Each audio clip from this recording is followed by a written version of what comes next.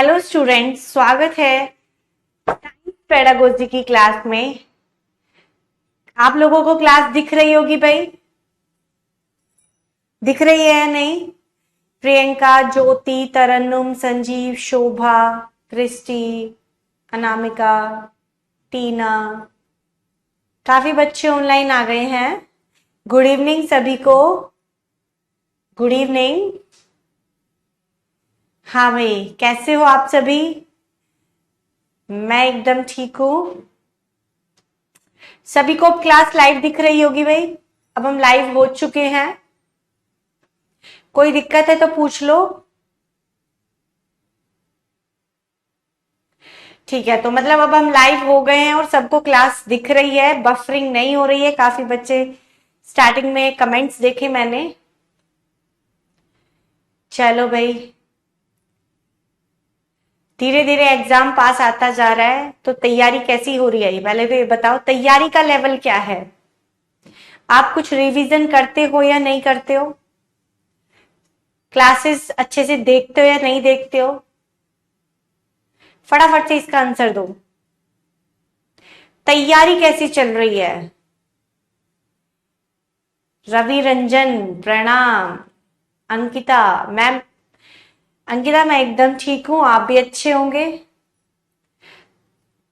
Starting का 1-2 minute तो भाई हाल चाल पूछने में लग जाता है, बच्चों के साथ थोड़ा सा फेमिलियर हुआ जाता है। एकदम से स्टार्ट कर देंगे तो बच्चों को थोड़ा सा क्या लगेगा, बोरिंग। तैयारी ठीक नहीं भाई, अच्छी चलनी चाहिए। शालिनी अब तो जोर शोर से देखो। प्राची, बहुत सारे टॉपिक सेम ही होते हैं पेडागोजी के, इसलिए मैं कहती हूं। देखो, मैं ये बताना चाह रही हूँ, बहुत सारे टॉपिक है, टीचिंग मेथड है, वो paper first, paper second, math, Hindi, English सब में सेम ही रहेंगे। ठीक है, तो बहुत सारे टॉपिक इधर के उधर होते हैं। शालिनी कह रही है मैं वो प्रिपरेशन तभी पता चलेगी जब फाइनल रिजल्ट आएगा, उसके पहले क्या ही बोलें। देखो, सबको अपना पता चल जाता है कि हमारे प्रिपरेशन का लेवल क्या है। एग्जाम से पहले हम अपने आप को एनालाइज कर सकते हैं कि भाई हमने कितना, जो हम पढ़ते हैं क्या वो हमारे दिमाग में बैठा है। ठीक है, जो हम अभी तक पढ़ रहे थे क्लासेस में, हम नोट्स बना रहे थे, क्या वो हमने रिवाइज किया, हमने उसके नोट्स बना के हमने उसको दिमाग में बिठाया या नहीं। तो ये कुछ चीजें बहुत इंपॉर्टेंट हो जाती हैं। एक बच्चे ने कुछ क्वेश्चन पूछा था, उस बच्चे का नाम मैं भूल गई हूं। मैम क्या आईक्यू 16 के बाद नहीं बढ़ता है? देखो, आईक्यू हमारा ना फिक्स होता है। ठीक है, आईक्यू हमारा फिक्स होता है। आईक्यू के ऊपर हमारे एनवायरमेंट का कोई प्रभाव नहीं पड़ता, इंटेलिजेंस पर पड़ता है, बुद्धि पर। ठीक है, एक बार क्वेश्चन आया था सीटेट में कि दो जुड़वा बच्चे हैं, जुड़वा बच्चों का जन्म हुआ, एक बच्चे को अमीर घर ने गोद लिया और एक बच्चे को गरीब घर परिवार ने गोद लिया, उनकी परवरिश हुई, तो बताइए क्या उनके आईक्यू पर क्या प्रभाव पड़ेगा? 4 ऑप्शन थे कि अमीर परिवार के बच्चे का आईक्यू ज्यादा होगा, गरीब परिवार के बच्चे का आईक्यू कम होगा, या गरीब परिवार के बच्चे का आईक्यू ज्यादा होगा, या आईक्यू पर वातावरण का कोई प्रभाव नहीं पड़ता। बताओ क्या होगा इसमें आंसर, बताओ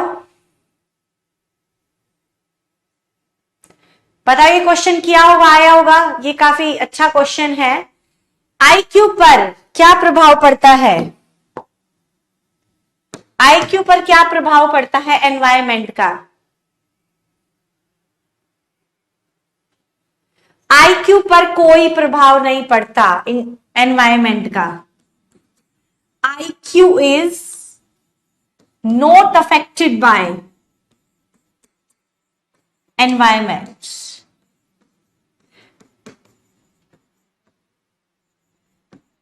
बट इंटेलिजेंस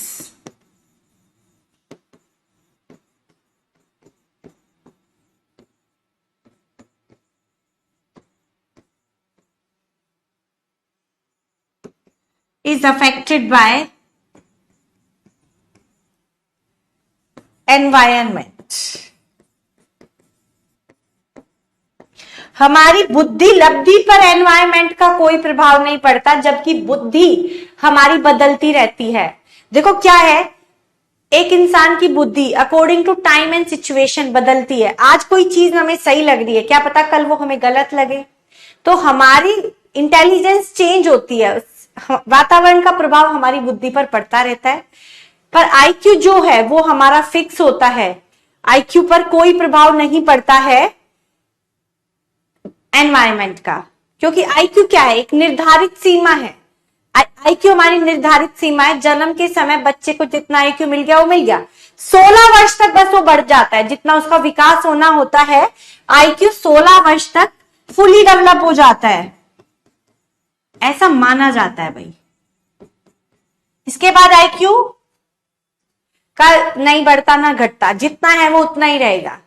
ठीक है, अब किसी का कोई डाउट है तो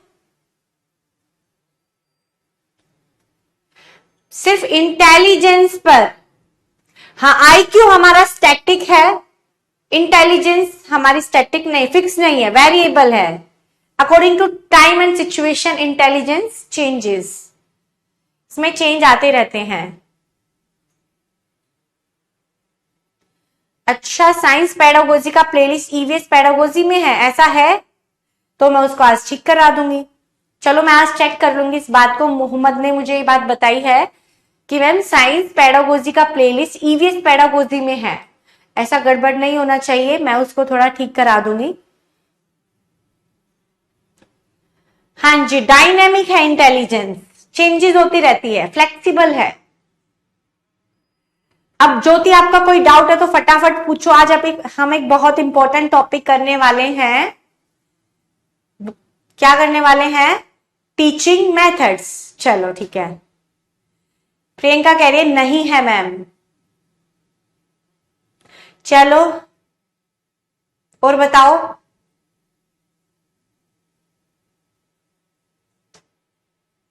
फटाफट अब डाउट पूछो।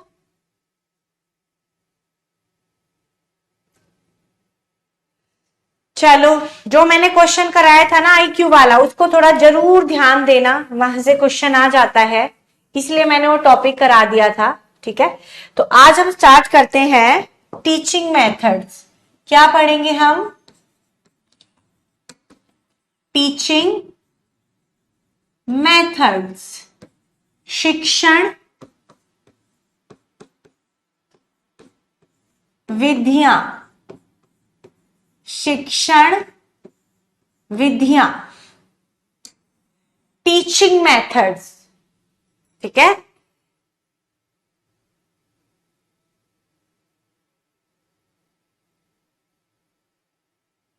हाँ जी अजीत, एनवायरमेंट का हमारे आईक्यू पर कोई प्रभाव नहीं पड़ता। ठीक है प्रियंका, जो क्वेश्चन आप पूछ रहे हो वो मैं आप एक बार चेक करवा दूंगी। ठीक है, अगर ऐसा नहीं है तो मैं उसको ठीक करा दूंगी। प्रियंका, मुझे आपका क्वेश्चन नहीं दिख रहा है। चलो स्टार्ट करते हैं बिना टाइम को वेस्ट करे। आज हम पढ़ने जा रहे हैं टीचिंग मेथड्स। देखो टीचिंग मेथड्स होते क्या हैं? शिक्षण विधियां, पढ़ाने का एक तरीका होता है। ठीक है, हर टॉपिक को, हर कंटेंट को, हर चैप्टर को पढ़ाने का हर टीचर का अपना तरीका होता है। ठीक है, जो पढ़ाने का तरीका होता है उसे हम विधियां बोलते हैं। अलग अलग विधि से टीचर पढ़ाता है ताकि बच्चों का इन्वॉल्वमेंट बढ़े। शिक्षण मेथड का सबसे बड़ा मेन जो क्राइटेरिया है ये होना चाहिए कि ज्यादा से ज्यादा बच्चे को समझ में आना चाहिए, ज्यादा से ज्यादा बच्चे का पार्टिसिपेशन टीचिंग में होना चाहिए। ठीक है, अगर बच्चा पार्टिसिपेट करेगा तो बच्चा एक्टिव लर्नर है। क्या होता है? Active learner. सबसे ज्यादा आता है बच्चों की इंडिविजुअल डिफरेंस,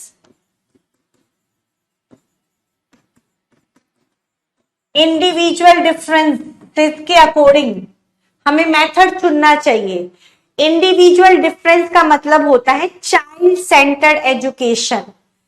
व्यक्तिगत विभिन्नता में का मतलब होता है चाइल्ड सेंटर्ड एजुकेशन, बाल केंद्रित शिक्षा। शिक्षा कैसी है? बाल केंद्रित। हाँ, और टीचिंग मेथड्स हमारा होता है पढ़ाने का एक तरीका। टीचर का पढ़ाने का तरीका ऐसा होना चाहिए जिसमें इंडिविजुअल डिफरेंसेस को ध्यान में दिया जाना चाहिए और चाइल्ड सेंटर्ड होने चाहिए। कुछ मेथड्स होते हैं जो चाइल्ड सेंटर्ड हैं और कुछ मेथड होते हैं जो टीचर सेंटर्ड हैं, उनके बारे में हम थोड़ा सा आगे पढ़ेंगे। तो एक टीचर को अपना टीचिंग मेथड कैसा रखना चाहिए? चाइल्ड सेंटर्ड, यानी कि ऐसा मेथड हो जिससे टीचर बच्चों को समझा सके, बच्चों को अच्छा समझ में आए। बच्चों को अच्छा कब समझ में आएगा? जब बच्चों से वो कुछ एक्टिविटी कराएंगे, उन्हें अनुभव प्रदान करेंगे, उन्हें कार्य करने का अवसर देंगे। अगर बच्चे अवसर में पार्टिसिपेट करेंगे तो एक्टिव लर्नर है। एक्टिव लर्नर हुए तो वो पार्टिसिपेटरी लर्नर भी हो गए, पार्टिसिपेशन कर रहे हैं, करके सीख रहे हैं। अगर बच्चे कर कर सीखते हैं तो अधिगम बढ़िया होता है, लर्निंग बच्चे की परमानेंट हो जाती है। तो कुछ टॉपिक एक दूसरे से जुड़े हुए होते हैं, ठीक है। अब होता क्या है? टीचिंग मेथड्स होता है वे ऑफ टीचिंग, पढ़ाने का तरीका। एक टीचर का पढ़ाने का अपना तरीका होता है, हर टीचर का अलग अलग होता है, ठीक है। आज हम बहुत सारे मेथड्स पढ़ने वाले हैं। दो टाइप के मेथड्स होते हैं, देखो अब देखते हैं टीचिंग मेथड्स।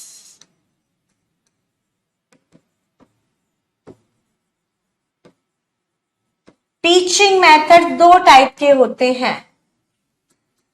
फर्स्ट होते हैं टीचर सेंटर्ड मेथड, यानी कि शिक्षक केंद्रित विधि। टीचर सेंटर्ड मेथड्स यानी कि शिक्षक केंद्रित विधियां, जिसमें आएंगी। दूसरा है भाई child centred method, child centred method, बाल केंद्रित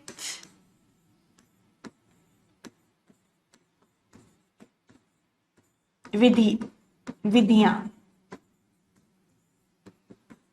ठीक है। अब क्या होता है? टीचर सेंटर्ड का मतलब होता है जिसमें टीचर तो होगा एक्टिव, स्टूडेंट होगा पैसिव। यानी कि इसमें क्या है? टीचर तो है एक्टिव, इसमें है टीचर एक्टिव,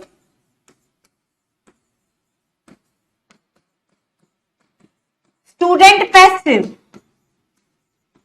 स्टूडेंट क्या है? पैसिव, ठीक है। स्टूडेंट हमारा क्या है? सिर्फ ग्रहण कर रहा है, निष्क्रिय रूप से बस सुने जा रहा है। टीचर को ये मतलब नहीं होता बच्चे को समझ आ रहा है या नहीं आ रहा, सिर्फ टीचर अपने कंटेंट को पढ़ाता है और सिलेबस पूरा करता है, ठीक है। तो इसमें कौन कौन सी विधियां आती हैं? इसमें एक तो आती है भाई lecturer method.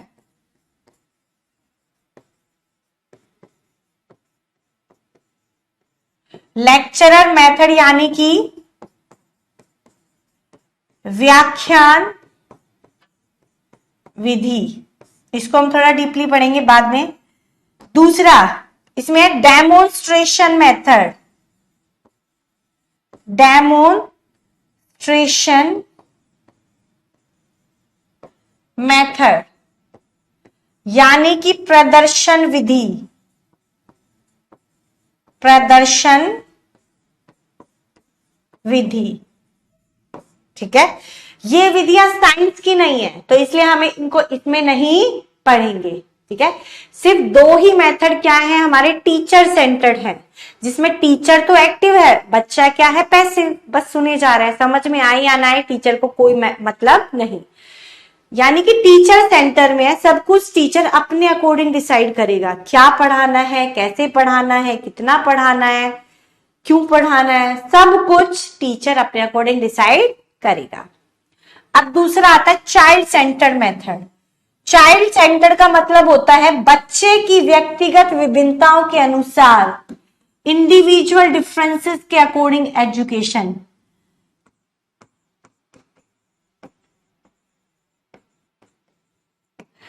Education according to individual differences, व्यक्तिगत विभिन्नताओं के अनुसार शिक्षा। इसका मतलब होता है बाल केंद्रित, इसका मतलब होता है कि बच्चे के अनुसार शिक्षा। सेंटर में कौन है? बच्चा, बच्चे की रुचि, बच्चे का क्षमता, बच्चे की आवश्यकता, बच्चे के लेवल के अकॉर्डिंग सब कुछ डिसाइड करना होता है टीचर को। ठीक है। अब चाइल्ड सेंटर है तो इसका मतलब ये नहीं है कि चाइल्ड एक्टिव और teacher passive, no. Child active का चाइल्ड सेंटर का मतलब है both active, both are active. इसमें कौन आते हैं? टीचर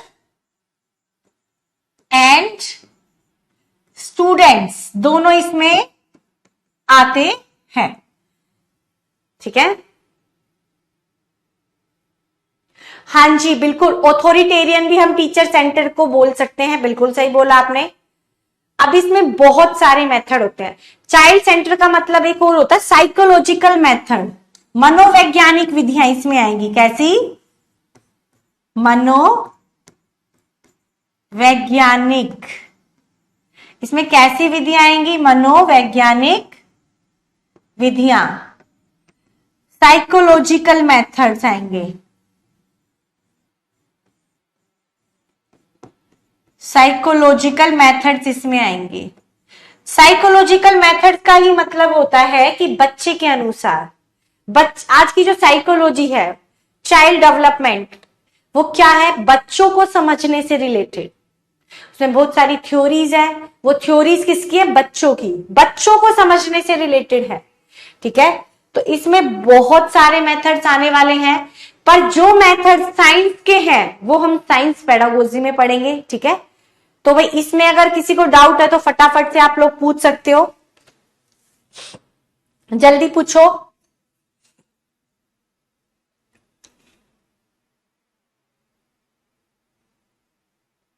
नहीं है डाउट तो फिर हम आगे बढ़ते हैं। इसमें बहुत सारे मेथड्स आते हैं, बट वो मेथड्स ही हम पढ़ेंगे जो साइंस के हैं, क्योंकि ये क्लास किसकी चल रही है? साइंस पेडागोजी की। अब हम आगे चलते हैं। चाइल्ड सेंटर मेथड का जो साइंस का पहला मेथड है वो आता है प्रोजेक्ट मेथड। चलो बताओ किसने दिया था भाई प्रोजेक्ट मेथड? प्रोजेक्ट मेथड किसने दिया था? प्रयोजन। ये क्वेश्चन बहुत बार आता है, प्रयोजन विधि। ये क्वेश्चन हर बार आता है, साइंस पेडागोजी हो, चाहे मैथ्स पेडागोजी हो, चाहे हिंदी पेडागोजी हो, चाहे एसएसटी पेडागोजी, ये क्वेश्चन नॉर्मली आ जाता है। प्रोजेक्ट मेथड किसने दिया? ये भाई पेपर फर्स्ट और पेपर सेकंड दोनों बच्चों के लिए इंपॉर्टेंट है।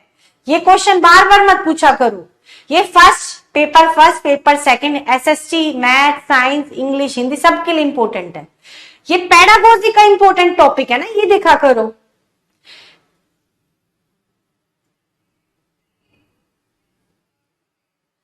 सुरेंद्र कह रहे झारखंड से, मैं धरती प्रणाम।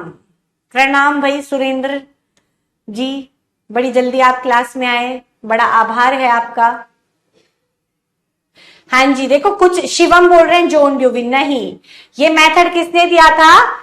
किलपैट्रिक ने दिया है, गिवन बाय। इसके फादर कौन है? जनक। फादर जनक। जनक कौन है इसके? किलपैट्रिक। किलपैट्रिक ने दिया था 1917 में, प्रोजेक्ट मेथड दिया था। ठीक है, 17 में 18 में दिया था ये वाला मेथड। इसमें क्या था?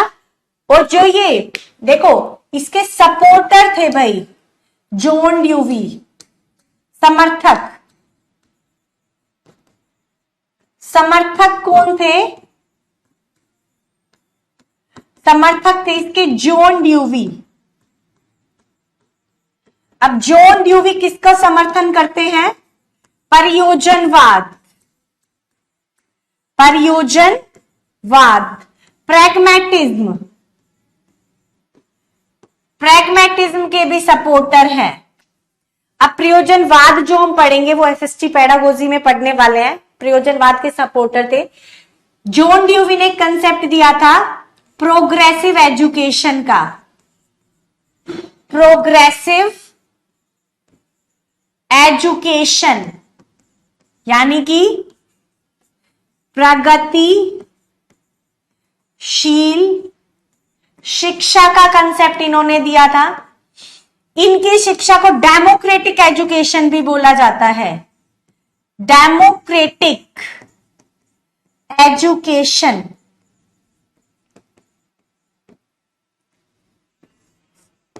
ठीक है।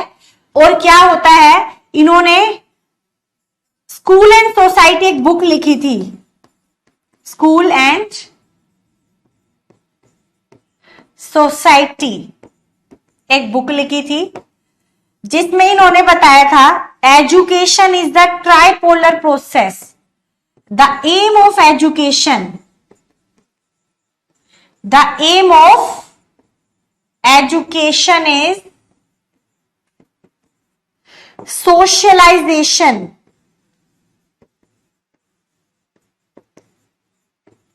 Of a child. आज की शिक्षा का उद्देश्य है, आज की शिक्षा का उद्देश्य है बच्चे का सामाजिकरण करना। ठीक है, क्या है आज की शिक्षा का उद्देश्य? बच्चे का सामाजिकरण करना, बच्चे का समाजीकरण करना ही आज की शिक्षा का क्या है भाई? उद्देश्य। ठीक है, समाजीकरण कैसे होगा? समाज में जाकर। समाजीकरण होगा कैसे? समाज में जाकर। अब ट्राइपोलर प्रोसेस इन्होंने शिक्षा को बोला है, कई बार आता है ये क्वेश्चन। ट्राइपोलर प्रोसेस, शिक्षा एक त्रिमुखी प्रक्रिया है। इसमें एक तो होता है टीचर, एक होता है स्टूडेंट, एक होता है करिकुलम। ये हम जॉन ड्यूवी के बारे में पढ़ा है। जल्दी बताओ, इसमें किसी को डाउट है तो। एनसीईआरटी भाई हम नहीं कराएंगे, एनसीईआरटी मेरा कंसेप्ट नहीं है। जल्दी करो भाई। ये जॉन ड्यूवी के बारे में हमने पढ़ा क्योंकि इन्होंने सपोर्ट किया था। यहां से कंसेप्ट आया था समाजीकरण। ये मेन था कि जो किलपैट्रिक है उन्होंने प्रयोजन मेथड को दिया था। प्रयोजन मेथड एक ऐसा मेथड है जिसमें बच्चों को, एक बार इनकी डेफिनेशन देख लेते हैं। According to Kilpatrick, according to Kilpatrick, एक इनकी डेफिनेशन बहुत इंपॉर्टेंट है जो हर बार पूछी जाती है। A project is a whole hearted, इसका लिख लो, a project is a whole hearted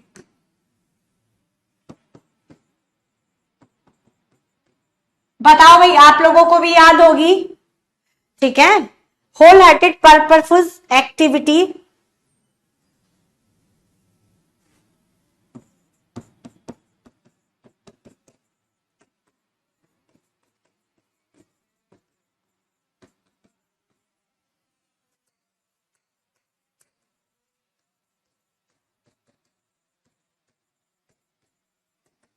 Hindi में लिखो, परियोजन वह उद्देश्यपूर्ण कार्य है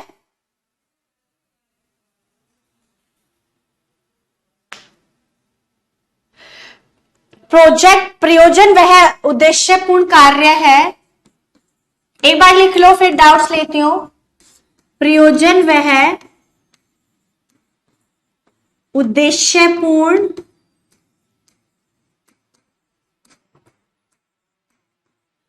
वह उद्देश्यपूर्ण कार्य है जो पूरी लगन के साथ जो पूरी लगन के साथ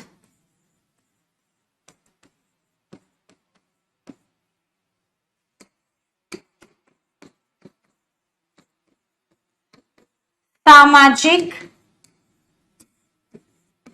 वातावरण में पूर्ण होता है। जल्दी से लिख लो, ये डेफिनेशन बहुत बार आती है, कुछ क्वेश्चन आ रहे हैं। अजीत ये 1918 वैसे हो सकता है, 1918 भी हो सकता है, बट एक्चुअली में 1917 में इन्होंने दिया था, ठीक है, पर ये लागू 1918 से हो सकता है। चलो भाई देखो, मैं बता रही हूं साइंस पेडागोजी वाले को एसएसटी भी पढ़नी है और एसएसटी वाले को साइंस भी।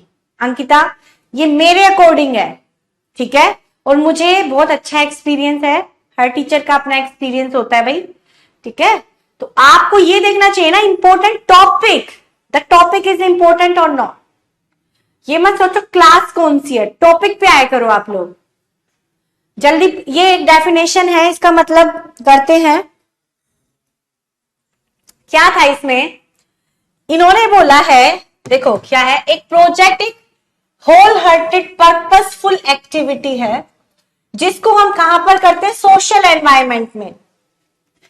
इसमें टीचर बच्चों को एक प्रोजेक्ट वर्क देता है, बच्चा सामाजिक वातावरण में जाता है और उस कार्य को पूरा करता है। देखो सामाजिक वातावरण में जाएगा तो बच्चे का क्या होगा, सोशलाइजेशन, सामाजिकरण भी हो जाएगा साथ साथ, ठीक है। तो प्रोजेक्ट मेथड से क्या क्या स्किल डेवलप होती है बच्चे के अंदर, बच्चे के अंदर सामाजिक गुणों का विकास होता है, सोशल स्किल का डेवलपमेंट होता है, ठीक है। सोशल स्किल क्या क्या होती है, बच्चे एक दूसरे के साथ कोऑपरेट करना सीखते हैं, हेल्प करना सीखते हैं, सहयोग करना सीखते हैं, बहुत सारे सामाजिक गुण बच्चे के अंदर आते हैं। तो यही आज की शिक्षा का उद्देश्य बताया है जॉन ड्यूवी ने। अब आगे देखते हैं भाई, नेक्स्ट इन्होंने बताया है प्रिंसिपल, कुछ प्रिंसिपल्स बताए हैं भाई, principles of project method. Project method के कुछ प्रिंसिपल्स हैं। पहला है principle of activity, principle of activity, principle of activity, क्रिया का सिद्धांत, क्रिया का सिद्धांत। पहला सिद्धांत है क्रिया का, यानी कि बच्चे क्या होते हैं, इसमें कुछ एक्टिविटी बच्चों से करने के लिए दी जाती है, ठीक है। बच्चे एक्टिविटी करेंगे तो क्या होगा, खुद करेंगे तो उन्हें फ्रीडम भी मिलेगी, प्रिंसिपल ऑफ फ्रीडम, ठीक है। प्रिंसिपल ऑफ फ्रीडम यानी कि स्वतंत्रता का सिद्धांत, स्वतंत्रता का सिद्धांत, ठीक है। तीसरा है प्रिंसिपल ऑफ यूटिलिटी, उपयोगिता का सिद्धांत, उपयोगिता का सिद्धांत, यानी कि बच्चे जब समाज में जाकर कुछ एक्टिविटी करते हैं, वो एक्टिविटी ऐसी होनी चाहिए जो बच्चे के व्यावहारिक जीवन के लिए उपयोगी हो। उससे बच्चों में सामाजिक गुणों का विकास होगा, व्यवहारिक गुणों का विकास होगा, ठीक है। थोड़ा डाउट है तो पूछ सकते हो।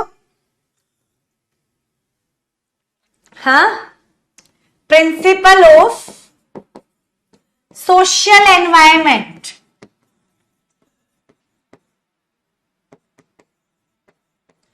प्रिंसिपल ऑफ सोशल एनवायरनमेंट, सामाजिक वातावरण का सिद्धांत, सामाजिक वातावरण का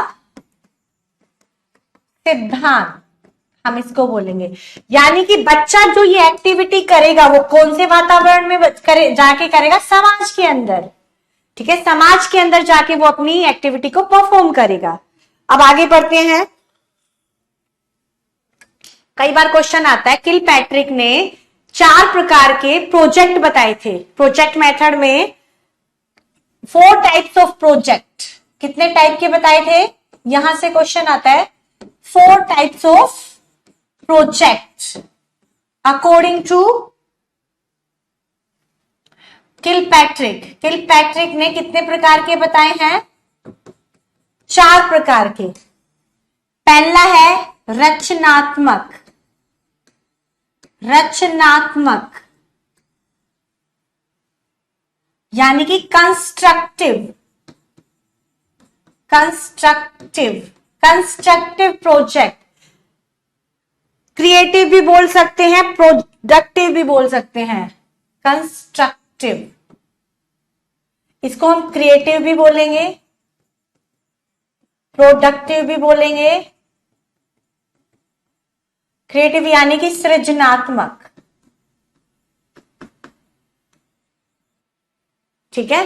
बताओ क्या होता है इसमें, कौन सी एक्टिविटी आएंगी इस प्रोजेक्ट में बच्चों से, जैसे कि मिट्टी के खिलौने बनवा दिए, मिट्टी के खिलौने, नाव बनवाई बच्चों से, ऐसे ऐसे एक्टिविटी करवाना जिससे बच्चों के अंदर क्रिएटिविटी डेवलप हो, बच्चों के अंदर क्रिएटिविटी डेवलप हो, ऐसी एक्टिविटीज बच्चों से इस प्रोजेक्ट के अंदर कराई जाती है। अब नेक्स्ट है कलात्मक, सेकंड प्रोजेक्ट है कलात्मक, आर्टिस्टिक, आर्टिस्टिक प्रोजेक्ट यानी कि एस्थेनिक,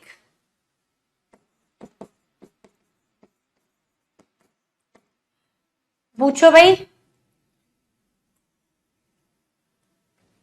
प्रोजेक्ट मेथड में बच्चा करके सीखता है, बच्चे को एक्सपीरियंस दिया जाता है एक्टिविटी का।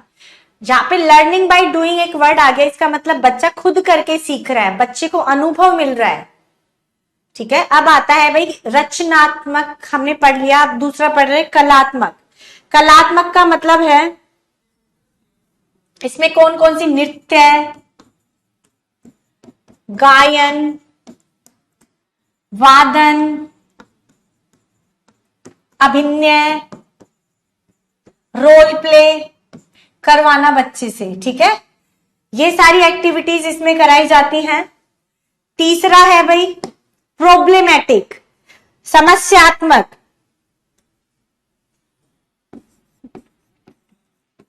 समस्यात्मक, प्रॉब्लमेटिक प्रोजेक्ट। इसके अंदर वो सिचुएशंस बच्चे को दी जाती है जो रियल लाइफ की है, जैसे कि बेरोजगारी, बेरोजगारी यानी कि अनएम्प्लॉयमेंट, बेरोजगारी, और पॉपुलेशन हो गया, जनसंख्या। जो रियल लाइफ की समस्याएं हैं उससे रिलेटेड बच्चों को क्या दिया जाता है इसमें, प्रोजेक्ट। महंगाई हो गया, पॉवर्टी हो गया, इसमें आ सकता है जनसंख्या, महंगाई, ठीक है, आदि। अब लास्ट बचा है ड्रिल, अभ्यासात्मक। ये क्वेश्चन यहां से कई बार आता है।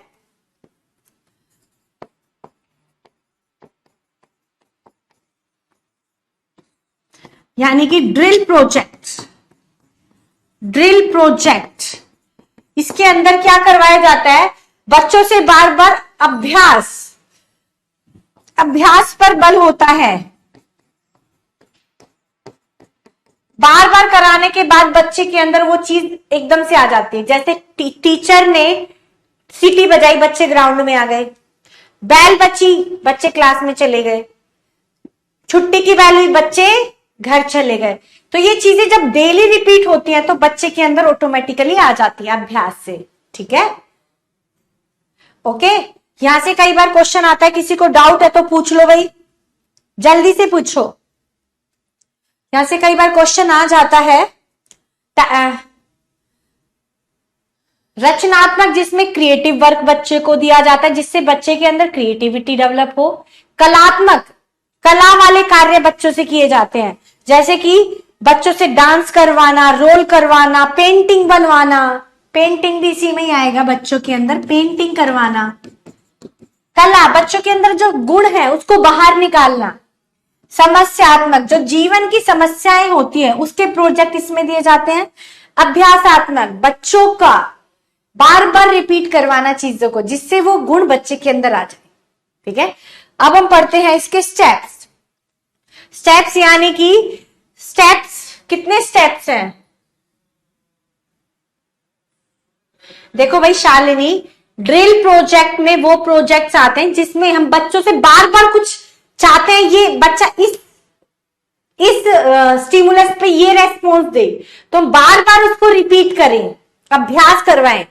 जैसे पीटीआई टीचर ने सीटी बजाई, विसिल बजाई और सारे बच्चे ग्राउंड में आ गए, तो इसका मतलब क्या हुआ, बच्चे बार बार अभ्यास कराया गया, उसका उसके साथ क्या हो गई, कंडीशनिंग। इसको क्या बोला जाता है, कंडीशनिंग। प्रॉब्लमेटिक प्रोजेक्ट वो प्रोजेक्ट होते हैं जिसमें हमारे जीवन की जो समस्याएं होती हैं उससे संबंधित, भाई जनसंख्या कितनी बढ़ी, बेरोजगारी कितनी है, ठीक है, महंगाई कितनी बढ़ी, पॉपुलेशन कितनी बढ़ी, ट्रैफिक रूल्स कितनों ने तोड़े, कितनों ने चालान कटा, ये सारी प्रॉब्लम प्रोजेक्ट में आएंगी। ठीक है, 4 टाइप के दिए थे। अब आते हैं नेक्स्ट स्टेप्स। स्टेप से कई बार क्वेश्चन आता है। पहला स्टेप है भाई इसका, पहला स्टेप है परिस्थिति उत्पन्न करना, क्रिएटिंग परिस्थिति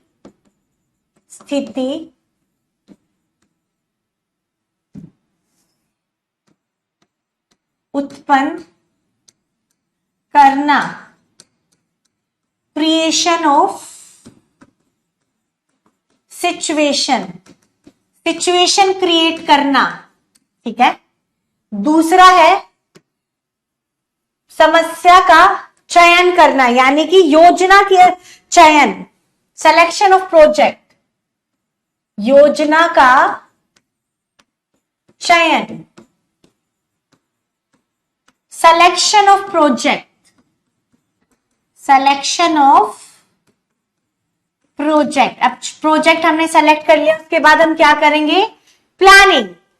प्लानिंग करते हैं, योजना की तैयारी, योजना की तैयारी यानी कि प्लानिंग, प्लानिंग ऑफ प्रोजेक्ट। अब हमने प्रोजेक्ट को प्लान कर लिया, ऐसे ऐसे करना है। फिर परफॉर्मिंग द प्रोजेक्ट, यानी कि क्या करना है, योजना का क्रियान्वयन, योजना का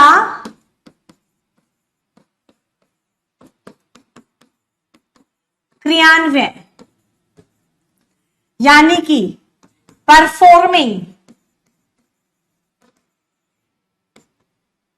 द प्रोजेक्ट। अब लास्ट स्टेप क्या होगा, लास्ट स्टेप होता है इवैल्यूएशन, योजना का मूल्यांकन, योजना का मूल्यांकन यानी कि इवैल्यूएशन, इवैल्यूएशन ऑफ प्रोजेक्ट। ठीक है, देखो अब हम इसको समझ लेते हैं। क्या अंकिता बोल रही है, मैम इससे क्वेश्चन आया था, इससे क्वेश्चन 90% आता है हमेशा। ठीक है, कभी ऐसा ना हो, ज्यादातर तो प्रोजेक्ट मेथड किसने दिया, कब दिया भी नहीं आता। एक डेफिनेशन है किलपैट्रिक की, वो कई बार पूछ ली जाती है, और प्रॉब्लम इसके मेरिट्स और डिमेरिट्स भी पूछ ले जाते हैं, वो हम आगे पढ़ेंगे। अब क्या है, परिस्थिति उत्पन्न करना। देखो सबसे पहले हमें कोई प्रोजेक्ट चुनने से पहले कि कौन सा प्रोजेक्ट सबसे ज्यादा इंपॉर्टेंट है, हमारे सामने बहुत सारे क्या है प्रोजेक्ट। ठीक है, प्रोजेक्ट में से पहले सिचुएशन देखना है कि कौन कौन से प्रोजेक्ट है, उसके बाद एक प्रोजेक्ट को सेलेक्ट करना है, फिर उसकी प्लानिंग करनी है, हम कैसे उसको करेंगे, प्लानिंग करेंगे, फिर हम उसको एग्जीक्यूट करेंगे प्लान के अकॉर्डिंग। अब एग्जीक्यूट करने के बाद हम मूल्यांकन भी करेंगे कि जो हमने सोचा था क्या वो हमने अचीव किया।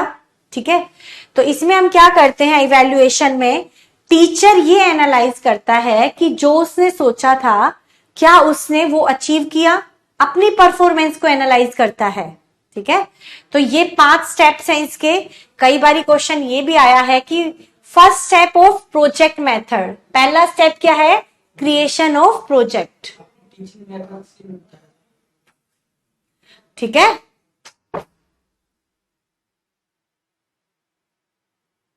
ओके। अब भाई सबको ये मेथड समझ में आ गया। चलो अभी हम इसकी मेरिट्स और डिमेरिट्स और देख लेते हैं। मेरिट्स, दूसरा पढ़ेंगे डीमेरिट्स इसी की। गुण दोष, मेरिट्स होता है गुण, गुण का क्या मतलब हुआ, चाइल्ड सेंटर्ड मेथड है। एक तो ये चाइल्ड सेंटर्ड मेथड है, बाल केंद्रित विधि हो गई। दूसरा इसमें क्या है, लर्निंग बाय डूइंग, बच्चा क्या करता है, learning by doing, learning by doing, बच्चा करके सीखता है।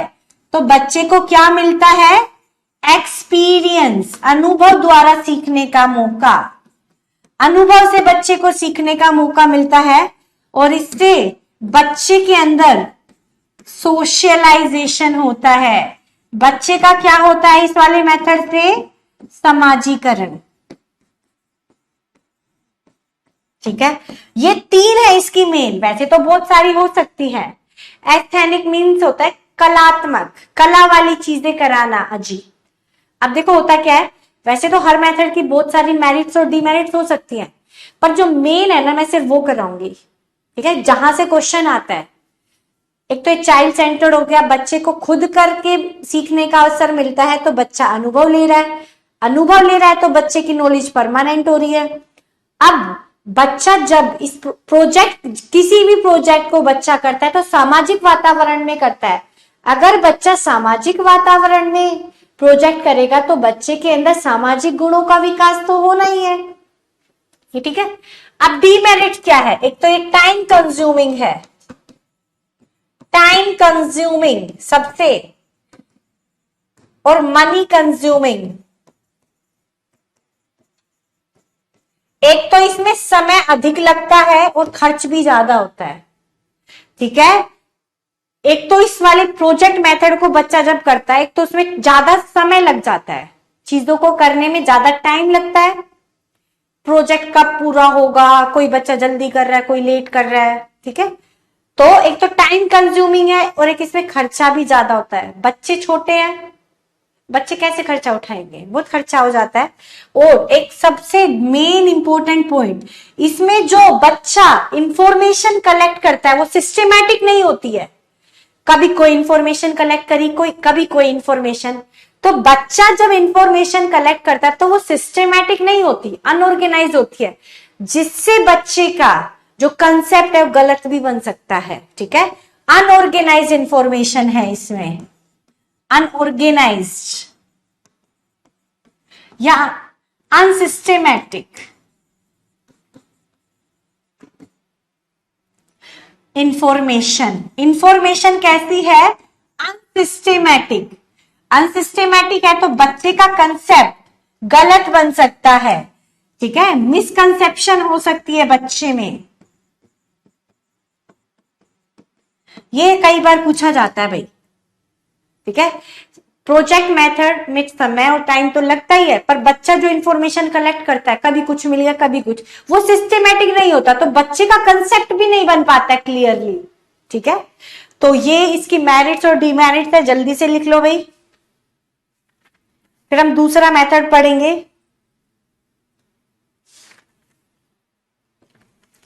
एक और मेथड है इसका इंपॉर्टेंट, देखो टाइम कंज्यूमिंग यानी कि समय अधिक लगता है, समय अधिक, खर्चा भी अधिक लगेगा, खर्चा भी इसमें ज्यादा लगता है। ठीक है, और जो इंफॉर्मेशन, सूचना इसमें क्या होती है, संयोजित नहीं होती।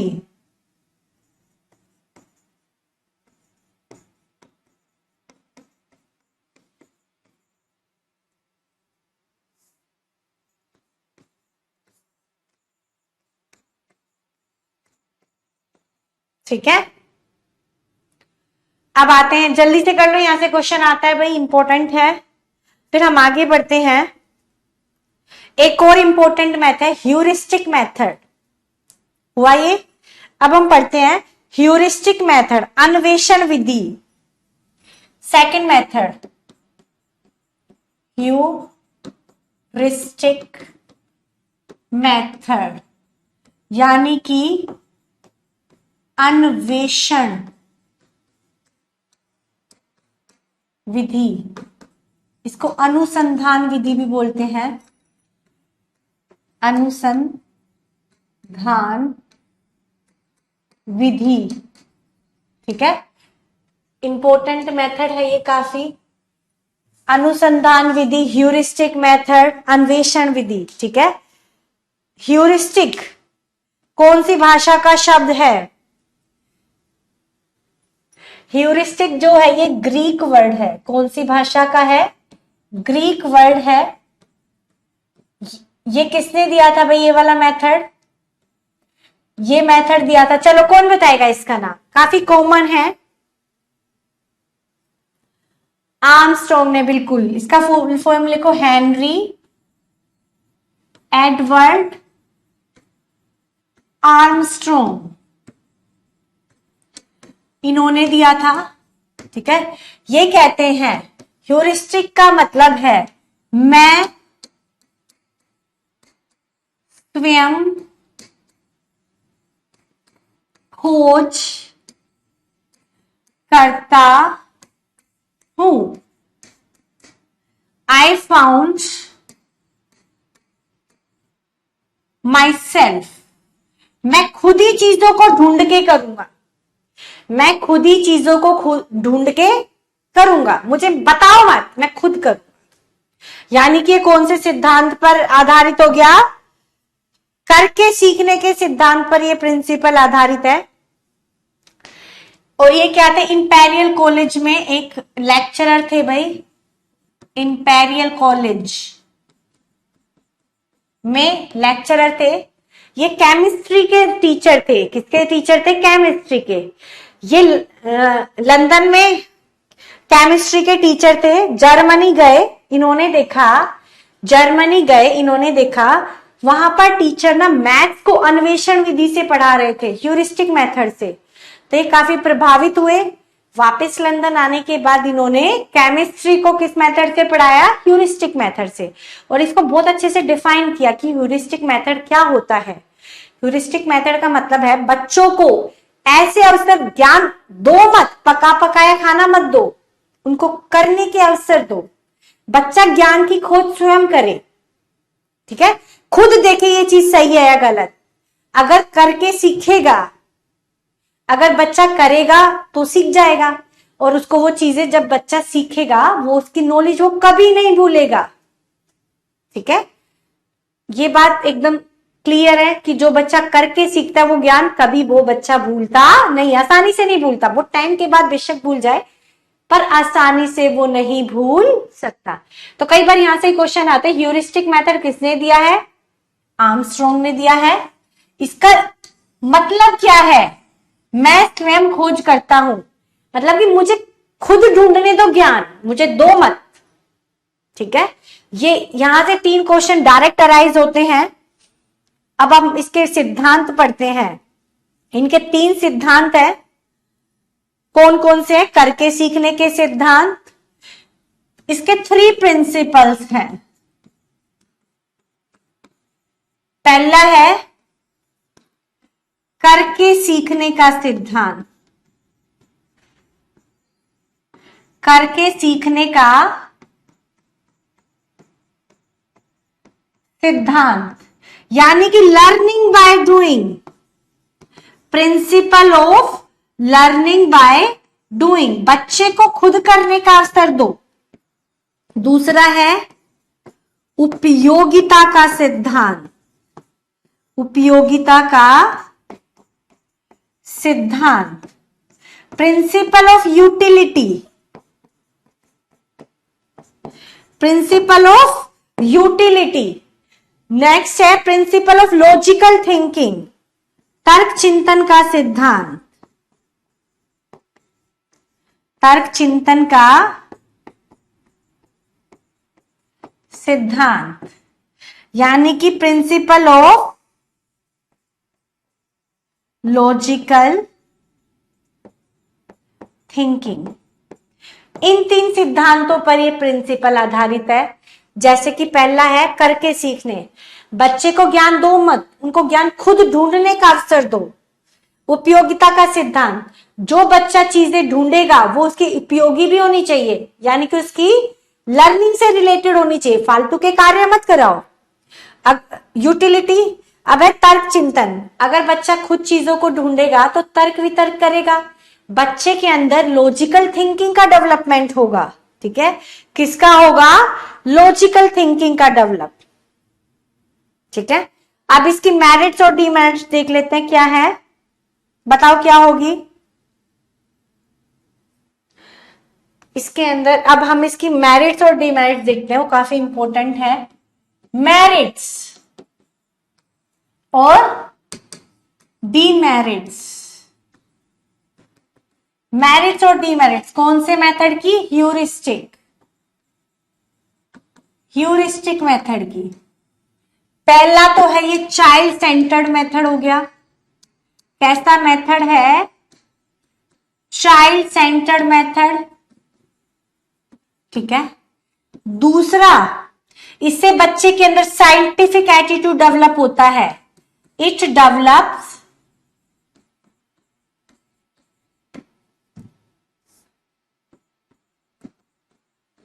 साइंटिफिक एटीट्यूड, बच्चे के अंदर वैज्ञानिक प्रवृत्ति का विकास होता है, यानी कि बच्चा हर चीज को वैज्ञानिक चीज तरीके से सोचता है।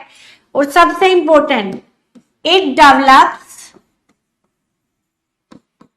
Observation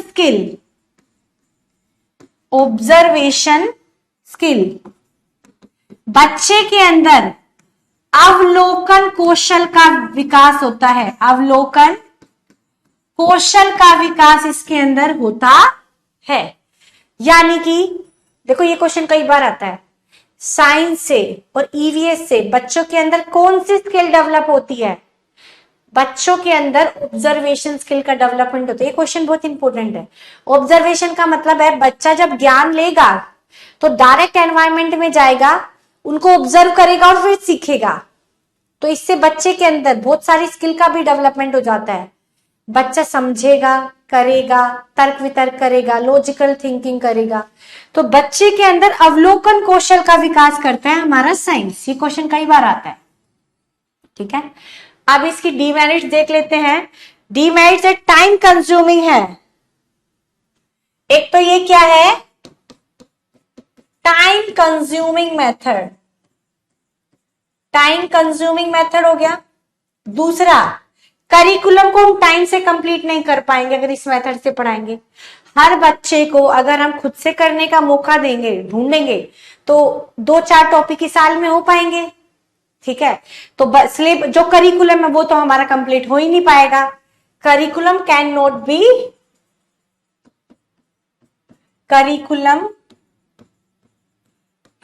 be completed on time. पाठ्यक्रम कभी भी समय से पूरा नहीं हो पाएगा। तीसरा, पाठ्यक्रम कभी भी समय से पूरा नहीं हो पाएगा। और क्या है इसमें? टाइम कंज्यूमिंग है। और ये वाला मेथड प्राइमरी क्लासेस के लिए नहीं है। This method can not be used eight primary level. प्राथमिक कक्षाओं में हम इस मेथड का यूज नहीं कर सकते। कई बार क्वेश्चन आता है। ठीक है, देखो आज हमने 2 मेथड्स पढ़े हैं, टीचिंग मेथड्स। पहला पढ़ा था प्रोजेक्ट मेथड। प्रोजेक्ट मेथड किसने दिया? किलपैट्रिक ने। उसके समर्थक थे जॉन ड्यूवी। और उसमें 4 टाइप के मेथड प्रोजेक्ट बताए थे, वो पढ़े हमने। उसके स्टेप्स पढ़े, मेरिट्स और डीमेरिट्स पढ़ी। ठीक है, अब हम पढ़ रहे हैं दूसरा मेथड। कौन सा है? दूसरा मेथड है heuristic method. Heuristic method Armstrong ने दिया। ह्यूरिस्टिक का मतलब होता है मैं स्वयं खोज करता हूं, यानी कि बच्चा ज्ञान का खोज स्वयं करेगा, टीचर उसको पका पकाया खाना नहीं देगा। ठीक है, तो इसके 3 प्रिंसिपल्स हमने पढ़े थे, principle of utility, principle of learning by doing और प्रिंसिपल ऑफ लॉजिकल थिंकिंग। ये 3 प्रिंसिपल्स हमने इसमें पढ़े थे। अब हम इसकी टाइम कंज्यूमिंग का मतलब होता है अधिक लगना, समय अधिक लगता है, समय अधिक लगता है इस मेथड में। ठीक है, अब देखो इसकी मेरिट्स और डीमेरिट्स से कई बार क्वेश्चन आता है। जो ये मेथड है इसमें बच्चा स्वयं करके सीखता है, बच्चे का ज्ञान परमानेंट हो जाता है, बच्चे का साइंटिफिक एटीट्यूड डेवलप होता है और बच्चे के अंदर ऑब्जर्वेशन स्किल का भी डेवलपमेंट होता है।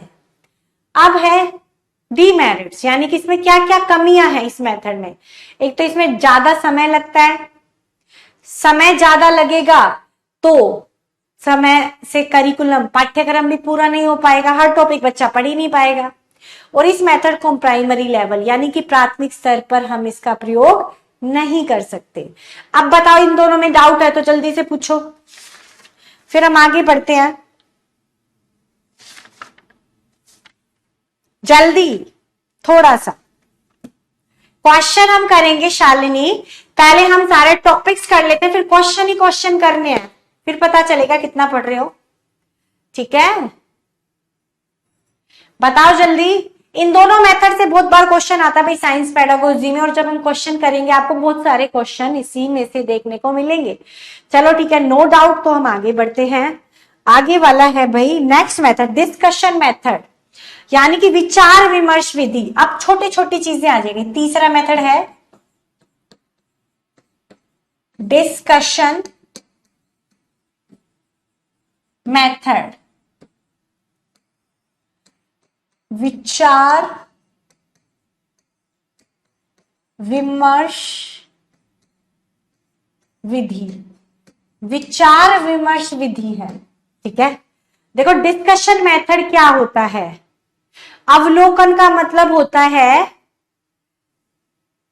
बच्चा जब खुद ऑब्जर्व करके सीखता है तो बच्चा ऑब्जर्व करना सीख जाता है चीजों को। ठीक है, इसे बोला जाता है अवलोकन। जब बच्चा डायरेक्ट एनवायरनमेंट में चीजें करेगा तो उनको सोचेगा समझेगा और ऑब्जर्वेशन करना सीख जाएगा। ठीक है, बेबी अभी काफी क्लासेस बाकी हैं, इतना मत सोचो कि क्लासेस कितनी बाकी हैं।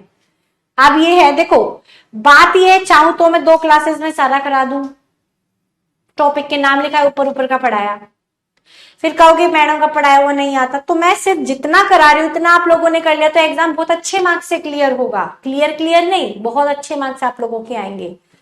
ओके, विचार विमर्श विधि, विचार विमर्श का मतलब होता है डिस्कशन। देखो इस वाले मेथड में क्या होता है, देखो इस वाले मेथड से सिर्फ क्वेश्चन क्या आता है, इस वाले मेथड से क्वेश्चन आता है कि वो कौन सा मेथड है जिससे ज्यादा से ज्यादा बच्चों का पार्टिसिपेशन होता है, सबसे ज्यादा मैक्सिमम पार्टिसिपेशन इस मेथड से होता है। बस ये क्वेश्चन आएगा, मैक्सिमम पार्टिसिपेशन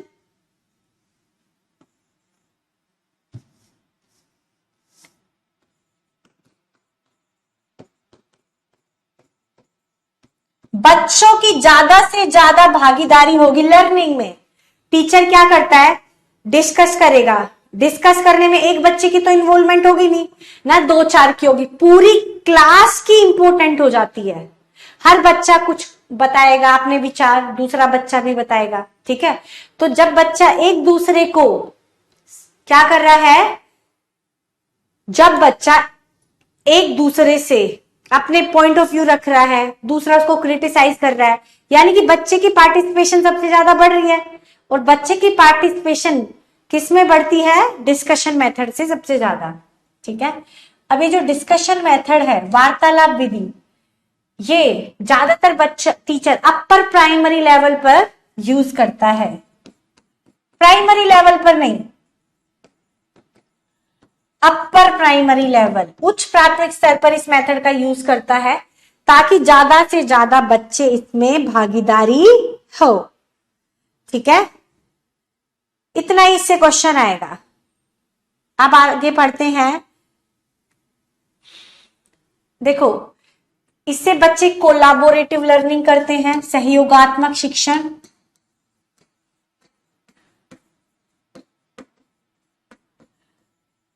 सहयोगात्मक, एक दूसरे के विचारों को सपोर्ट करते हैं।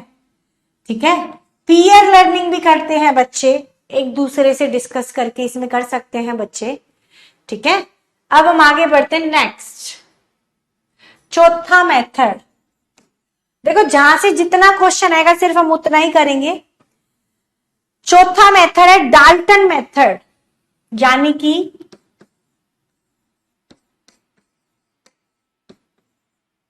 Dalton method.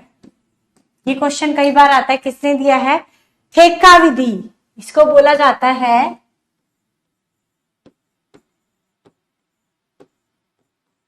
ठेका विधि।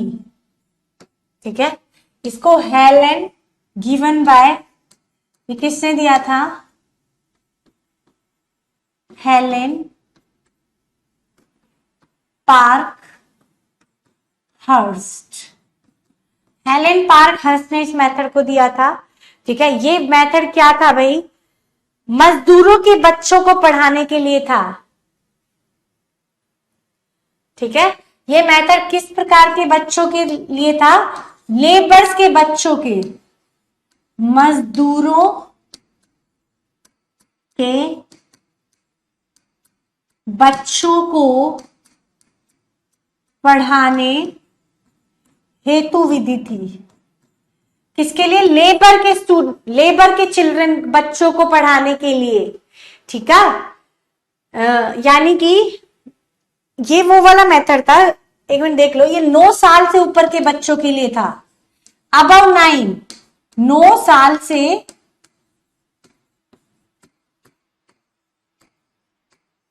ऊपर के बच्चों के लिए, ऊपर के बच्चों के लिए विधि। 9 साल से ऊपर के बच्चों के लिए ये विधि थी।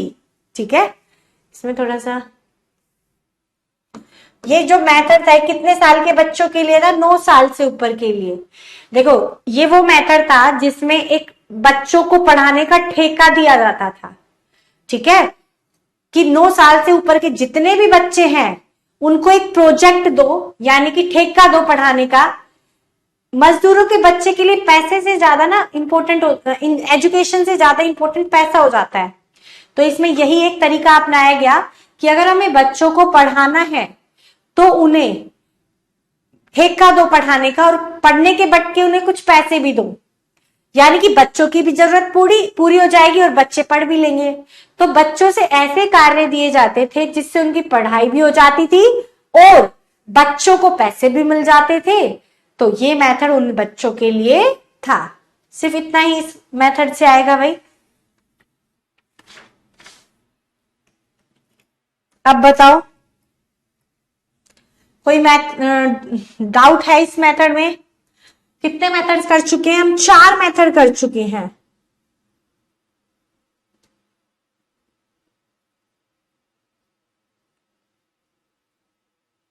हाँ जी अतीक, ये पेपर फर्स्ट और पेपर सेकंड दोनों के लिए है। विविधता का सिद्धांत, देखो गुलशन क्या है? विविधता का सिद्धांत का मतलब है कि बहुत सारी वैरायटीज होनी चाहिए करिकुलम में, यानी कि एक चीज नहीं, बहुत सारी एक्टिविटीज बच्चों से करवानी चाहिए। ठीक है, विविधता का सिद्धांत है कि बहुत सारी वैरायटी, बहुत सारी क्रियाएं करिकुलम में होनी चाहिए जिससे बच्चे का इंटरेस्ट जिस चीज में है उस इंटरेस्ट के अकॉर्डिंग बच्चे का विकास हो सके। ठीक है, कृपया एक बार थर्ड देख लो, बच्चा कह रहा है भाई, देख लो थर्ड में क्या है? Discussion method. ये मेथड किसी ने दिया नहीं है भाई। ठीक है, जल्दी से करो।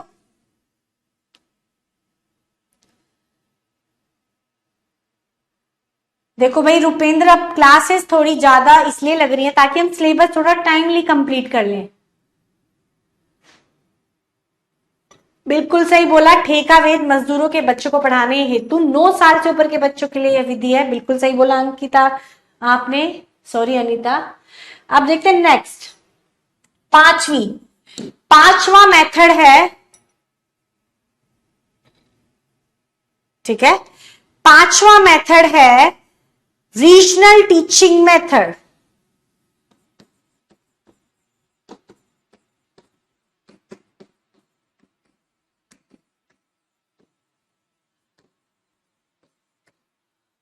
क्षेत्रीय शिक्षण विधि, क्षेत्रीय शिक्षण विधि। इन विधियों के बस नाम पूछे जाते हैं, मेथड किसने दिया, ठीक है, ये किसने दिया, बाय ए.जे. हर्बर्टसन ने इस मेथड को दिया है।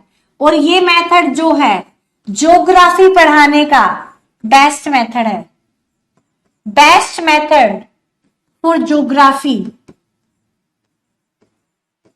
Best method to teach geography.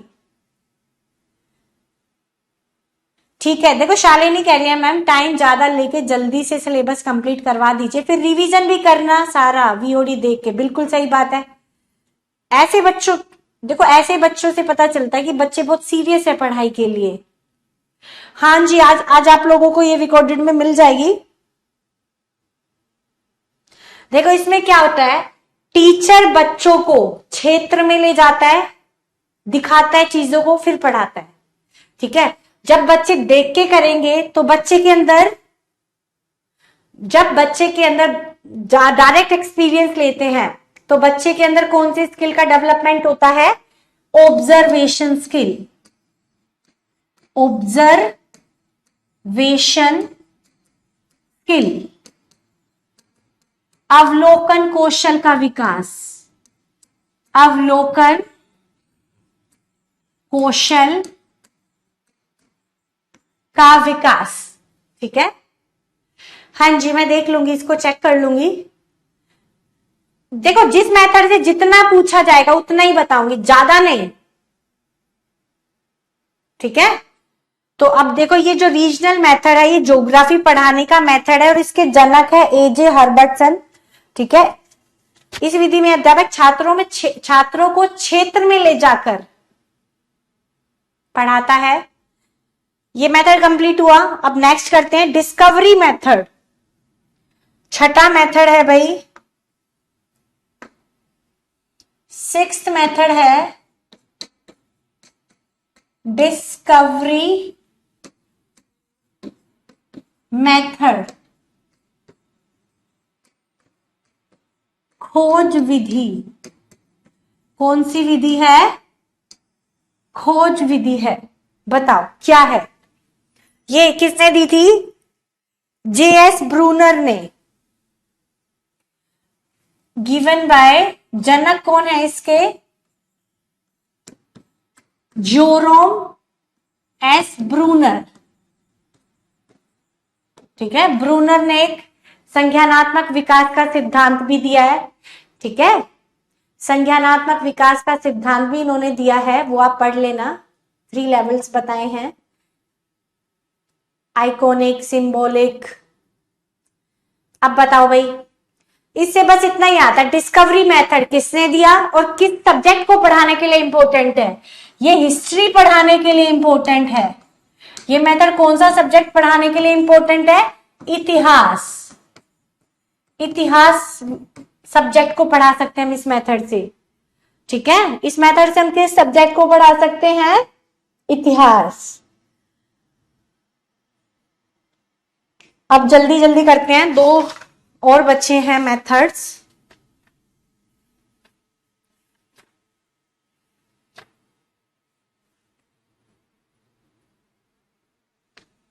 Okay, bonus नहीं है भाई अनीता, वो ब्रूनर है, ब्रूनर। जल्दी पूछो ज्योति, आपका क्या क्वेश्चन है, क्वेश्चन पूछो, फिर हम एक नेक्स्ट मेथड। अभी काफी सिलेबस बचा हुआ है आप लोगों का। क्लास टाइमिंग आप भाई अपने डिपार्टमेंट से पूछो। नेक्स्ट 7वां किंडर गार्टन मेथड, ये क्वेश्चन जरूर आता है। किंडर गार्टन मेथड, ठीक है।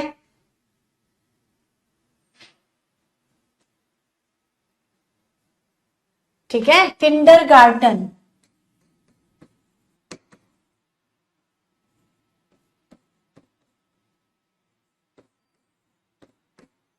ये किससे दिया है भाई?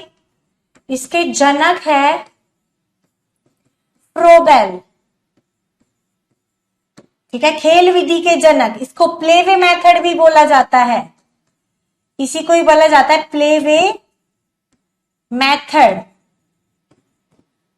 ठीक है। ये कहां के निवासी हैं? जर्मनी के निवासी हैं। कहां के निवासी हैं? जर्मनी के निवासी हैं। 1772 में इनका जन्म हुआ था। इनका जन्म कब हुआ था? 1782 में जर्मनी में इनका जन्म हुआ था। कई बार क्वेश्चन आ जाता है किंडर गार्डन। देखो श्वेता कह रही है ये इंपॉर्टेंट क्वेश्चन है मैम, ये पिछली बार भी देखो जो मैं क्वेश्चन कराऊंगी ना इससे बाहर आएगा ही नहीं, आएगा ही नहीं क्वेश्चन। और मैं उस तरीके से करवा रही जो एग्जाम में क्वेश्चन पूछे जाते हैं, ठीक है। जो एग्जाम्स में क्वेश्चन पूछे जाते हैं सिर्फ मैं उतना ही कराऊंगी, ज्यादा करवा के बच्चे कंफ्यूज हो जाते हैं। अब बताओ भाई,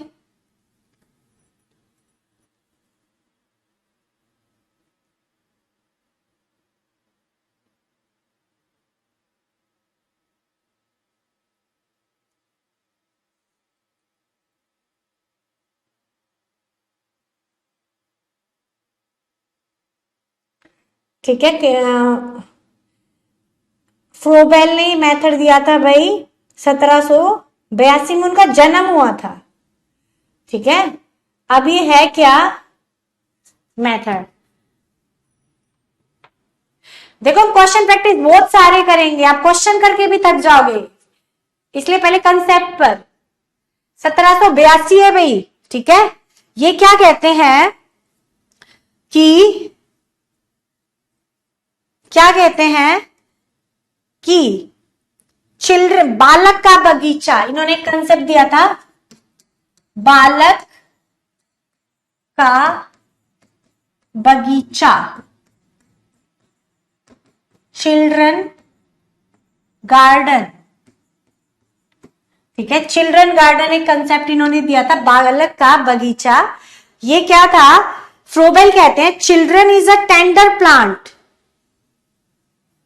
children is a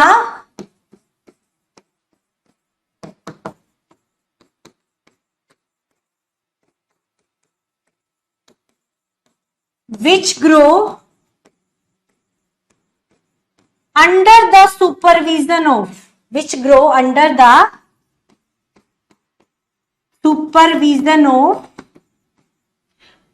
under the supervision of gardener like teacher, gardener like teacher, ठीक है।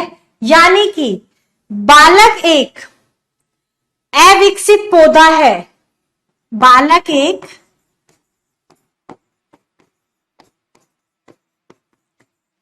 अविकसित पौधा है जो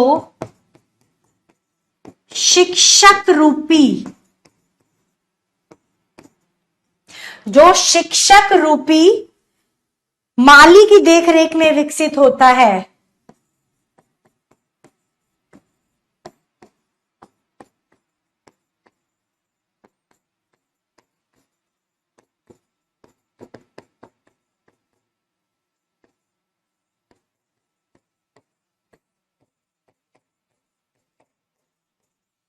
ठीक है,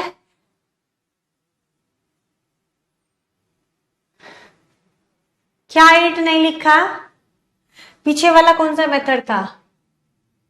ठीक है। अच्छा 1782 लिखा तो है भाई, 1782, ठीक है। अब दिख गया है, कई बार इसी में चलते चलते मार्कर में ऐसे मिस्टेक आ जाती है। किंडरगार्टन मेथड किन बच्चों के लिए था? प्राइमरी क्लासेस के बच्चों के लिए था, ठीक है। ये कहते हैं बच्चा एक अविकसित पौधा है जो टीचर की देखरेख में विकसित होता है, ठीक है। टीचर की देखरेख में तो विकसित होता है। और क्या बताया गया, इन्होंने बताया है कि जो बच्चा है, बच्चे के लिए मदर आइडियल टीचर होती है। मदर क्या होती है? Ideal teacher. बच्चे के लिए मदर एक आइडियल टीचर है, ठीक है। और ये कहते हैं कि गीत, गति और रचना, तीन अभिव्यक्तियों पर इन्होंने फोकस किया है। आगे कर दूं मैं इसको, गीत, गति और रचना, सॉन्ग, स्पीड और क्रिएटिविटी पर इन्होंने ज्यादा फोकस किया है, ठीक है। और ये कहते हैं बच्चों को शिक्षा खेल के द्वारा दी जानी चाहिए। खेल खेल में यानी कि बच्चे की शिक्षा ऐसी होनी चाहिए, बच्चे को शिक्षा बोझ ना लगे। जैसे बच्चों को खेल करने में आनंद आता है ना, ऐसे ही शिक्षा करने में भी बच्चों को आनंद आना चाहिए। अगर हम शिक्षा को इस तरीके से कराएंगे खेल खेल में, तो बच्चों को शिक्षा बोझ नहीं, आनंद आएगा शिक्षा करने में। तो खेल खेल में बच्चों को शिक्षा का देना चाहिए। शिक्षा कैसे? शिक्षा खेल खेल में, खेल खेल में, education by a play way method, ठीक है। अब ये हुआ,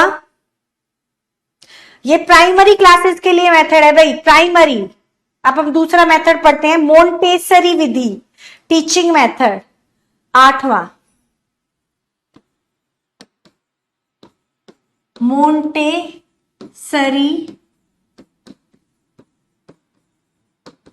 टीचिंग मेथड, मोंटेसरी शिक्षण विधि, मोंटेसरी शिक्षण विधि। इसको किसने दिया था? मारिया मोंटेसरी ने ही इस मेथड को दिया था। जनक कौन है भाई? मारिया मोंटेसरी ही इसके जनक है, ठीक है। ये कहां के निवासी है मारिया मोंटेसरी? ये है भाई इटली। इटली 1870 में इनका जन्म हुआ था। इटली, इटली का है, जर्मनी में है, वहां के ये निवासी है, ठीक है। इन्होंने बताया है प्री स्कूल एजुकेशन। क्या किया इन्होंने? 1907 में इन्होंने एक्सेप्शनल बच्चों के लिए,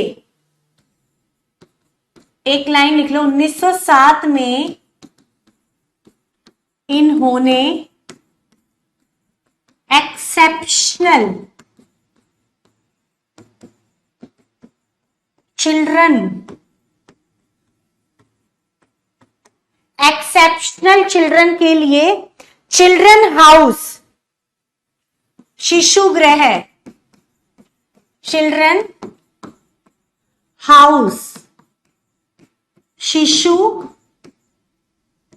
गृह, जिसका नाम था प्री एजुकेशन स्कूल, खोला, शिशु गृह खोला, जो 3 से 7 वर्ष के, 3 से 7 वर्ष यानी कि pre education school, pre education school के बच्चों के लिए था। 1907 में खोला था भाई इन्होंने, ठीक है। इसमें क्या है बोला गया है भाई, कई बार देखो यहां से 3 क्वेश्चन आते हैं, कौन कौन से आते हैं वो क्वेश्चन हम देख लेते हैं। मारिया मोंटेसरी ने इस मेथड को दिया, ठीक है। और मारिया मोंटेसरी कहां की निवासी है? इटली। इटली कहां है? जर्मनी में। देखो क्वेश्चन कहां से आया, यहां पे क्वेश्चन आया है कि 1907 में इन्होंने किस प्रकार के बच्चों के लिए था? एक्सेप्शनल स्पेसिफिक चिल्ड्रन के लिए ये मेथड था, ठीक है। और ये शिशु गृह किसने खोला? चिल्ड्रन हाउस मारिया मोंटेसरी ने। चिल्ड्रन हाउस किस एज के बच्चों के लिए था? 3 से 7 वर्ष के बच्चों के लिए। 3 से 7, देखो 6 वर्ष का बच्चा स्कूल में एडमिशन लेता है तो, और 6 वर्ष से पहले की है 3 से 7, अप्रोक्स 6 वर्ष से पहले की है तो प्री एजुकेशन स्कूल, स्कूल से पहले की एजुकेशन इसमें आएगी। किसमें आएगी? स्कूल से पहले की एजुकेशन इसमें आएगी, ठीक है। ये कहती हैं भाई, इनका एक नारा है, वो कई बार पूछ लिया जाता है। इनका एक नारा है, क्या है? Sense organs are gateway of knowledge. Montessori कहती हैं, according to Montessori, sense organs are gateway of knowledge. ये डेफिनेशन कई बार पूछी जाती है, ये किसने दी है?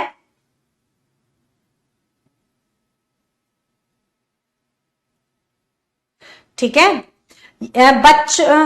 इन्होंने बोला बच्चों के ज्ञान का आधार उसके ज्ञानेंद्रियां है, सेंस ऑर्गन से बच्चों को शिक्षा दी जानी चाहिए। यानी कि इन्होंने फोकस किया सेंसरी ट्रेनिंग पर, सेंसरी ट्रेनिंग पर इन्होंने जोर दिया। ज्ञानेंद्रिय शिक्षण, बच्चों को खुद करने का अवसर, सेंस ऑर्गन द्वारा ज्ञान लेने का मौका दिया जाना चाहिए, ठीक है। ये इन्होंने बोला है। अब देखो ये हुआ इनका कंप्लीट। हमने पढ़ा है मारिया मोंटेसरी। मारिया मोंटेसरी ने दिया है किस एक्सेप्शनल बच्चों के लिए, 3 से 7 वर्ष के बच्चों के लिए चिल्ड्रन हाउस खोला, बाल गृह खोला है। ये कहते हैं बच्चे के ज्ञान का आधार उसके सेंस ऑर्गन है, यानी कि बच्चे को सेंस ऑर्गन की ट्रेनिंग दो, कार्य करवाओ उनसे। मस्कुलर ट्रेनिंग दो, मस्कुलर ट्रेनिंग की भी बात की गई है इन्होंने, ठीक है। मसल्स मांसपेशियों की शिक्षा दो, बच्चों को करने का मौका दो। बच्चे ज्ञान अपने सेंस ऑर्गन से जो ज्ञान लेते हैं वो ज्यादा अच्छा होता है, ठीक है। तो बच्चे को रटने पर नहीं, बच्चे को ज्ञान स्वयं सीखने पर मौका देना चाहिए। जल्दी से लिख लो भाई, ये भी कंप्लीट हुआ ये मेथड। किसी को डाउट है तो पूछ सकते हो।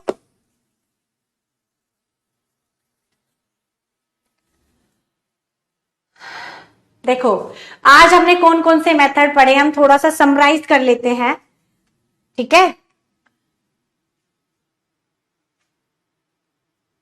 शालिनी नहीं, मारिया मोंटेसरी में एजुकेशन वुमेन की पे नहीं, बच्चों की, चिल्ड्रन हाउस खोला था। एक्सेप्शनल मतलब जो बच्चे डिसेबल्ड होते हैं, डिसेबल्ड बच्चे, एक्सेप्शनल जिनको हम रेगुलर क्लासेस में नहीं पढ़ा सकते, उन बच्चों के लिए। अब देखो हम थोड़ा समराइज करते हैं, आज हमने कौन कौन सा मेथड पढ़ा है। एक तो पढ़ा है प्रोजेक्ट मेथड, परियोजन विधि किलपैट्रिक ने दी थी, इसके स्टेप्स पढ़े थे, इसकी मेरिट्स, डीमेरिट्स और इसके टाइप्स पढ़े थे, ठीक है। ये हमने पढ़ा था। अब दूसरा मेथड हमने इसमें पढ़ा था भाई ह्यूरिस्टिक मेथड,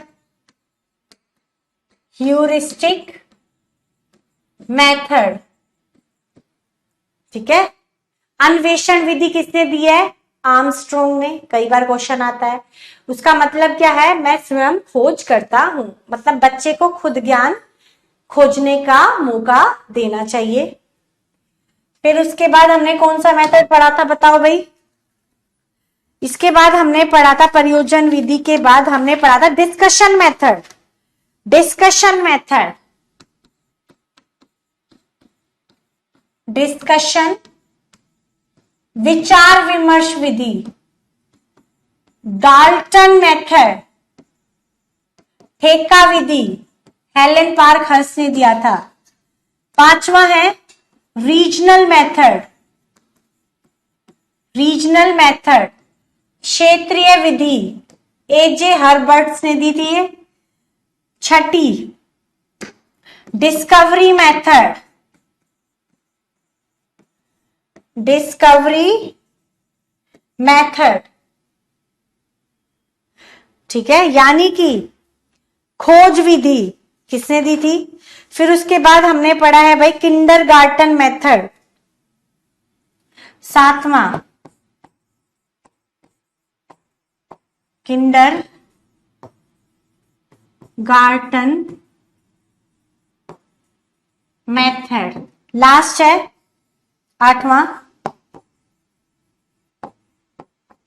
मोंटेसरी मेथड।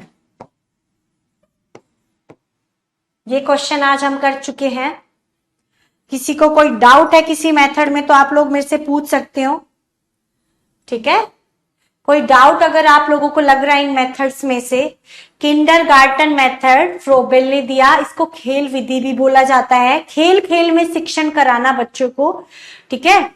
इन्होंने बच्चे के लिए चिल्ड्रन गार्डन खोला, ठीक है। चिल्ड्रन हाउस किसने खोला? मारिया मोंटेसरी ने। ये सब्जेक्ट है भाई साइंस पेडागोजी, ठीक है।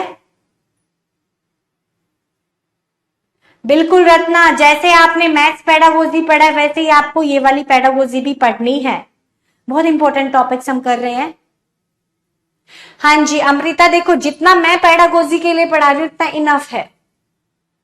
डाल्टन मेथड वो मेथड है जिसमें मजदूरों के बच्चों के पढ़ाने के लिए मेथड आया था। 9 साल से ऊपर के बच्चे, उनको एक ठेका दिया जाता था, एक यानी कि ठेके पर काम करने का मौका। काम करेंगे तो ठेके में पैसे भी तो मिलते, ठेकेदार देता है। ऐसे ही बच्चों को ऐसा कार्य दिया जाता था शिक्षा से रिलेटेड, बच्चे की पढ़ाई भी हो जाती थी और उनको पैसा भी मिल जाता था। ये मेथड उसलिए था। और कोई डाउट? हाँ या ना, जल्दी से बोलो भाई। ये सारे मेथड्स आज हमने किए हैं। थोड़ा सा लास्ट में समराइज जरूर करना चाहिए ताकि हमें पता चल सके कि हम क्या क्या पढ़े हैं। ये मेरा एक तरीका है बच्चों को थोड़ा सा करने का। यहां से देख रहे आज की जो क्लास है इसमें से 3 से 4 नंबर आज आप पक्के कर लोगे अगर आप लोगों ने अच्छे से किया तो, ठीक है। डाउट है या नहीं फटाफट से बताओ भाई। अब हम मिलते हैं भाई नेक्स्ट क्लास में, अपना ध्यान रखना।